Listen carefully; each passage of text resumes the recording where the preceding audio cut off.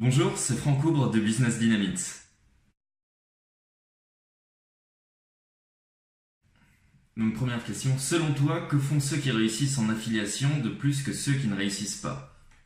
C'est comme dans tout business, il faut avoir une vision à long terme et des objectifs et une véritable stratégie. Il y a plein de monde qui se lance dans le business sans forcément se dire, bah tiens, où est-ce que je vais être dans 2 mois, dans 1 an, dans 2 ans, dans 3 ans, quels sont mes objectifs? Et du coup, beaucoup de personnes se mettent à tout simplement tester sans avoir vraiment d'objectifs définis. Et forcément, au début, quand on teste, on n'a pas beaucoup de ressources, on n'a pas forcément trouvé quelle est la bonne audience, peut-être pas trouver aussi quel est le bon produit en affiliation.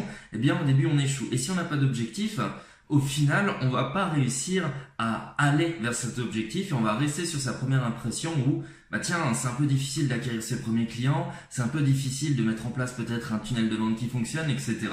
Donc, si on reste sur un travail où il n'y a pas d'objectif et de vision à long terme, on va pas réussir à imaginer une stratégie. Et majoritairement aussi, c'est qu'on va ne pas analyser les données qu'on va obtenir.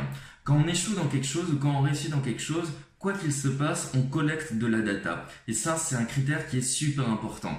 Si par exemple vous lancez un produit en affiliation au début et que ça ne fonctionne pas, ok, pas de souci, vous avez récupéré de la donnée du fait que cette audience-là ou ce produit-là ne fonctionne pas, ou cette stratégie-là ne fonctionne pas. Qu'est-ce que je vais faire? Est-ce que je vais pouvoir adapter ma stratégie, adapter mon produit? Je vais regarder un peu ce que font les concurrents et je vais essayer de mettre la même chose en place et travailler au fur et à mesure.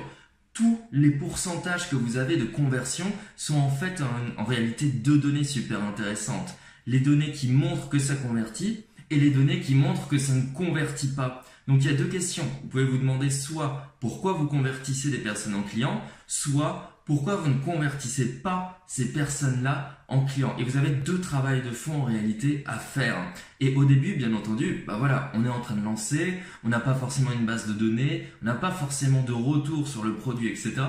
Et forcément, on va se retrouver plus avec des données qui sont un peu bancales, un peu mauvaises, mais on va pouvoir travailler dessus. Et les gens ont tendance à se dire, bah tiens, je vais me lancer sur l'affiliation, ok, j'ai fait quelques ventes, bon, ou j'ai pas fait de vente, mais on va partir sur le cas de quelques ventes, bon, c'est pas fou, je vais changer de produit, etc. Non, il y a tout un travail à se demander pourquoi ça a fonctionné et pourquoi ça n'a pas fonctionné. Peut-être que le produit est bon, il faut travailler bien entendu tout le process. Les gens, à mon sens, ne sont pas assez patients quand ils travaillent sur leur business pour créer tant bien de la valeur à court terme et de la valeur à long terme. Un travail avec le client du coup sur le court et le long terme. Ils ne savent pas prendre forcément soin du client et se dire que peut-être qu'il y a un travail non pas de je balance une publicité et la personne voit mon produit. Il y a peut-être un travail de je vais créer un lien, je vais faire une image de marque, je vais essayer de donner de la valeur et là les gens vont me faire confiance. Et tout ça prend du temps, cette création de processus de confiance, excusez-moi, et qui va permettre du coup de déclencher l'acte d'achat.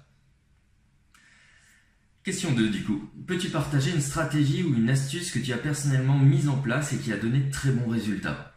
Avant toute chose, sur cette question, j'ai envie de dire aussi qu'il faut absolument mettre des produits en affiliation que vous avez envie de défendre, qui sont qualitatifs. Si vous lancez des produits d'affiliation qui ne vous intéressent pas personnellement et uniquement par l'appât du gain, déjà, vous serez démotivé. Les personnes que vous allez cibler n'auront pas forcément une bonne image de vous et une bonne image du produit, et ainsi de suite. Ça ne va pas apporter de bons résultats et moralement, c'est pas la meilleure chose à faire.